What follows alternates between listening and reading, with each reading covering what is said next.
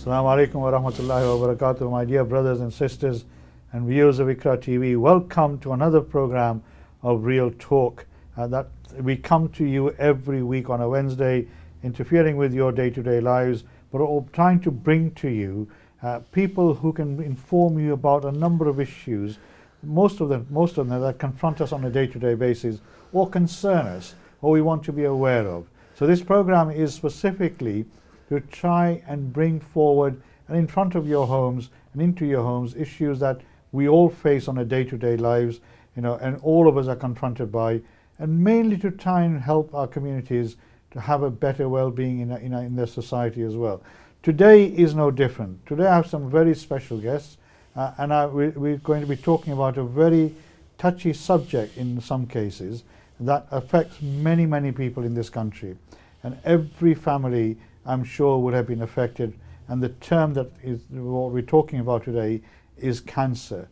Now, when you hear the word cancer, automatically people start fearing what's going to happen, who's suffering, how they're going to be affected by it, and what sort of treatment will they receive, will they live, will they die, how death will be. But cancer itself cannot necessarily kill a person, but it will debilitate some of their the way they lead their lives. But there are lots of support organizations out there to help people who have unfortunately succumbed to this illness of cancer. This is an illness that we never heard of 30, 40 years ago, and suddenly now it's become so common that every third or fourth person when somebody dies, we then find out that they're suffering from cancer. And one of the figures, my guest has told me this before we came on air, that 1 in 2 at some time in their lives may be affected with this illness, which is so prevalent in the world at the moment.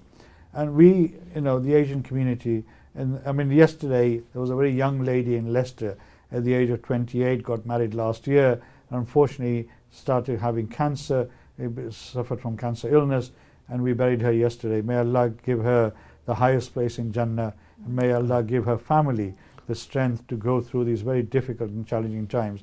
So today I want to talk about cancer, and particularly support that is around for people and families who have been afflicted by cancer, not just the people themselves who've got the cancer, but also the families as well, who also suffer, sometimes quite silently, without realizing that there are some support structures around them. So I'm really, really pleased to have two very eminent people with me, one of whom you've met on a number of occasions before on Real Talk, and that is Rafiq Seg01, the former president of the Council of Mosque of Bradford. Now he works with Cancer Support Yorkshire, and Sister Shahida, who is the care planner, who also works for Cancer Support in Yorkshire. Assalamu alaikum wa rahmatullahi wa barakatuh. Welcome to both of you. Rafiq Seg01, this is not new to you. No. Welcome back again. We've seen you a few times before. Sister Shahida, welcome to IQRA TV and Real Talk. Nice to have you here with me. Thank you for inviting us. You obviously work in Bradford and surrounding districts. You obviously work with this Cancer Support Yorkshire charity. Mm-hmm. You are a charitable organisation, aren't you? We are indeed, yes. What sort of support do you provide? Where do you come in? Where do you come into this, the chain of what happens? So as an organisation, we provide quite a bit of support, right, around welfare rights, around health and well-being. My role as a personalised care coordinator is we get referrals from the cancer nurse specialists, and it's for patients that are at the end of their treatment. Right. They come to us, we do a holistic needs assessment, we check out their concerns and try to, whatever concerns they have got, we'll provide care for that. So these are people who've already been diagnosed with cancer? Yes. And are going through treatment process? My patients, my clients, are mainly there at the end of their treatment. Right. So they've had the radiotherapy, they've had chemotherapy, they have come to a standstill now. Is that now what do we do? So this is when the medication has been surrendered. Yes. There's no further treatment. That's right, yes. So that's when they come to us. Right. They'll have loads of concerns, and we try to address the concerns within the centre. If we don't have that facility in the centre, we may signpost them to other organisations who will provide them that support. So at the centre, what sort of support do you have? What sort of service do you? I know you said you welfare benefits advice and guidance around We that. have counselling, Right. we have complementary therapies, which body massages, aromatherapy, EFT, emotional freedom technique. Right. Okay. So these really help for patients that are going through the treatment who have just been diagnosed, and this really helps them to, well, really help them throughout the treatment that they are receiving. I mean, one of the most traumatic and most difficult things, I presume, for any individual is when they're first told that, sorry, brother or sister, you're suffering from cancer. Yeah. Right? That must be a devastating time for people. I mean, you know, do they, I mean, Rafiq Sahab was saying, I know some people who are even afraid to tell their own family members that they've been diagnosed with cancer. Yeah. And they live in silence with that. Do you get people at the very early stages of diagnosis? Will they come to you and say, look, I've been told this, now I don't know what am I going to do? How am I going to cope with this, etc.? Yeah, we do get patients that just walk in through the door. They've just come through from the BRI, they've had this diagnosis. They'll come through we don't know what to do. We've got family, we've got friends, you know, how can we tell them? So again, it's through counselling and other therapies that will help them really cope with this diagnosis. And if they've got any issues with welfare rights, we've got like a welfare rights team. They'll check their benefits, and if they're entitled to benefits, they'll provide them with, you know, whatever they're entitled to. Right. So I mean, obviously this service is staffed by volunteers as well as some, you were saying, mainly part-time paid staff. Yeah, that's right. So that's Rafiq Sahab. I mean, you got strong links with this. You work for the organisation, I presume. You know, and how do you run this charitable organisation?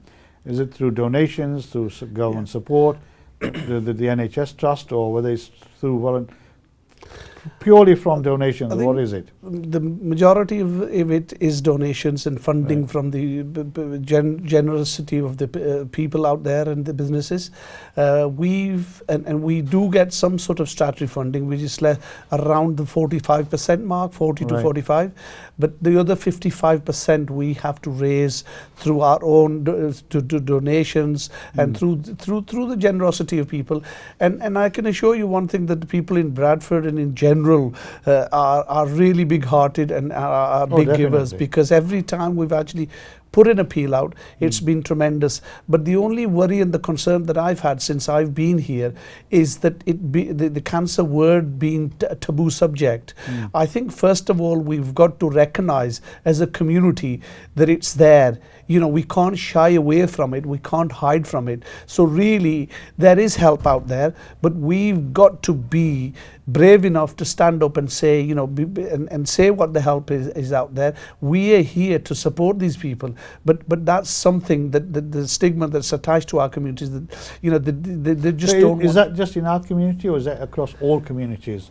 The term cancer is feared, isn't it? It is, Bajan. I think it's generally in all communities, but in our community it's far more fearful, should I say, than in other communities. I mean, I know for a fact that people have gone through this, and I know that they haven't even told their loved ones, not even their own children, not even their wives. I mean, it really sort of, you know, they suffer in silence when there is help out there. And I think the main thing is to see the symptoms in your body. Sometimes if something doesn't seem right, as abnormal in your body, whether that means you go to the bathroom and to the toilet and you just sort of see, before you flush the toilet, just see the signs. If there is anything which is abnormal, then I suggest that you go out there and seek advice and help. I mean, nobody wants to hear the word that, you know, I'm sorry to tell you, but, you know, you got cancer. I don't think any human being would want to hear that. And that fear of, is it possibly cancer? Is it this? I mean, cancer, as you know, as I said, does not necessarily mean people are going to die. No. Unfortunately, a lot of people do die from cancer. There's no doubt about it. But if it's caught early, then obviously, you know, mashallah, by the grace of Allah, a lot of people do survive. That's absolutely. So I think you're right. So, you know, people do need to make sure that if they suspect anything, as Rafiq Sahab says, you know, they immediately go and see the doctor and get some consultations done and examinations being carried out.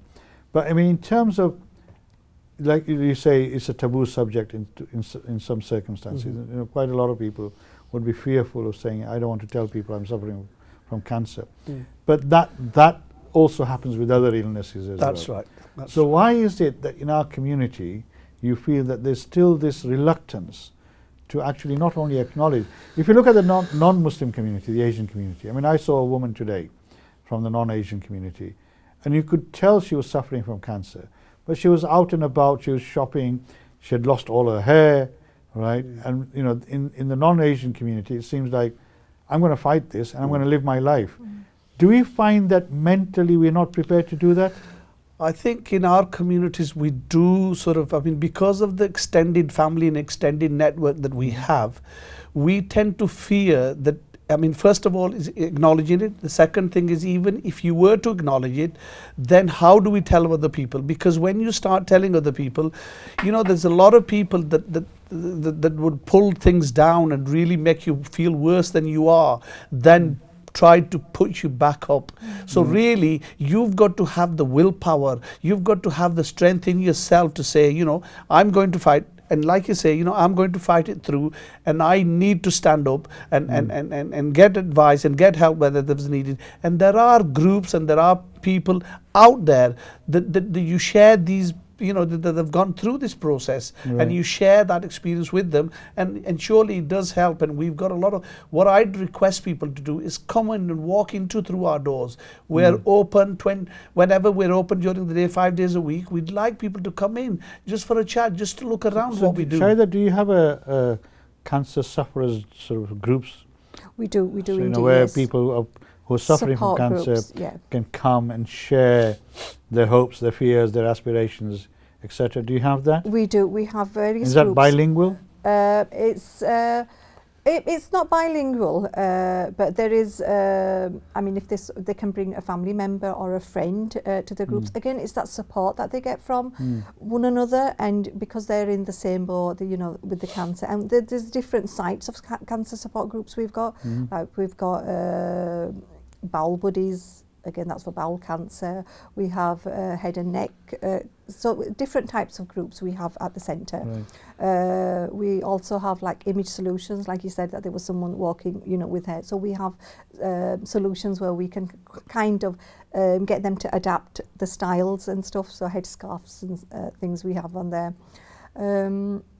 Yeah, so we are trying to promote some more groups into the centre. All this, you know, support structure work that you have, I mean, you don't have many paid staff, so you've got a lot of volunteers. And volunteers that have been through the cancer themselves, so they lead the groups. Yeah, so they're the ones. So that these are lead them cancer groups. survivors. That's right. We also have a carers group as well. Right. So it's not just for the patients. So we have people that are caring for the patients. They'll come get together, have a cup of tea, and it's every week. And obviously the carers are absolutely vital because they need some respite Definitely. as well, I Yes, presume. of course, yes. Right. And again, for like I spoke about the complementary therapies, it's not just for the patients, it's also for the carers as well. Body massage, counselling, the carers can come in for that. Okay. I mean, in terms of sort of gender balance, I mean, do we find more men or women that come to you, you know, who suffer from cancer? When we're talking about support groups, we've got a lot of women coming to that. When we are talking about my clinics, so the Next Steps clinic, we have more males coming to that than females. So again, I think it varies. Right. Yeah. So when you said, you know, you come unfortunately at the end of lifetime. Okay. So what sort of not end of lifetime, so it's end of treatment. My apologies. Yes, end of no, treatment time. Yeah. So what are the issues that confront people when they come to the end of treatment time?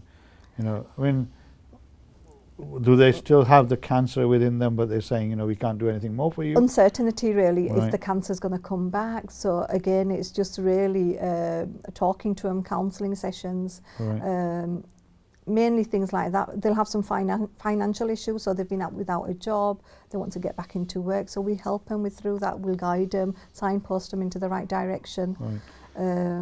Yeah, if they've any medical concerns, then we you know, ask them to go back to the GP. Right. So you don't deal with the medical side of it? We're not medically trained. Right. No, we're so not medically trained. Is the holistic, the well-being, the general emotional well-being of the individual? Psychological and the well-being that we do. In the sense, I mean, we don't have figures of how many people in Bradford, you know, may be suffering from cancer, but nationally, I mean, there must be a huge number of people who suffer. Now, I mean, there are different types of cancers, aren't there? Yes. I mean, I think you mentioned before we started. Over 200 types of 200 cancer. different types of Yeah, cancers. over 200 types. But not all of them will be fatal, No, I presume, no, right? no. No. So there's issues Again, around. it depends on what stage they Yeah. are diagnosed and the treatment starts. So it will be, yeah. So because in terms of community support, now you say, you know, everything, 55% is by raising funds at the local level. I mean, do you find that you know, our community understands the importance and the value of the type of work that they do, and do they contribute? Or is it just those families who've gone through with somebody within their family who've been touched by you, that who come and contribute and support you? Is there a wider awareness within our community? I think one of the problems that us has, as a local charity based in Bradford have had is the fact that the awareness has been, because of the fact that we don't have any funds to put onto the side for marketing and promote the charity. Some national charities do have that. We don't have that. We tend to spend everything that we spend on our clients that walk in, and sufferers and their carers and families. But you know, and the awareness has been the main problem within. But since I've been there, one of the issues was that, to be honest, we've been in existence for 30 years. My goodness. In 2008, so 31 years this year. Now, let me tell you, Vajan, I've been talking to people locally, and they live local within the vicinity of Bradford Royal Infirmary, and they're not even aware that Cancer Sport Yorkshire, what the services we provided and what it is. The main thing is everything that we give to people that walk in is free. They're not, we don't charge them anything.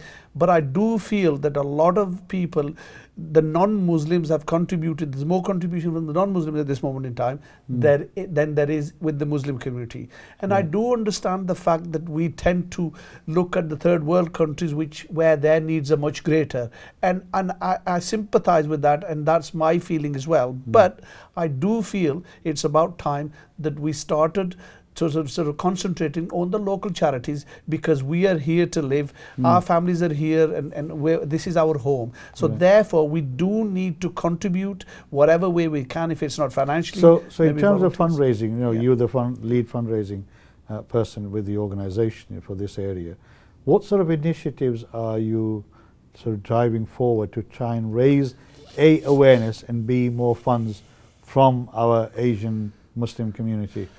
Alhamdulillah, since I've been here, that's November last year. I mean, I've not been there yet, and within that period, I can tell you, I've had a number of events. One of them being lately within Pakistan Independence Day by Pakistan Society of Yorkshire, West Yorkshire, whom they fundraised for us, and Alhamdulillah, I can tell you that we've raised nearly £1,900, 1,900 from that program. We had some donations from well-wishers, and we had people are willing to donate. Like I said, it's a matter of getting to them, and I think in the past we haven't been able to make people aware what our services were, and this is my role now as a lead fundraiser, to get that message out across to people, and to ask them to contribute, to ask them to come along and seek help, because we're not an organization which wants referrals from professionals.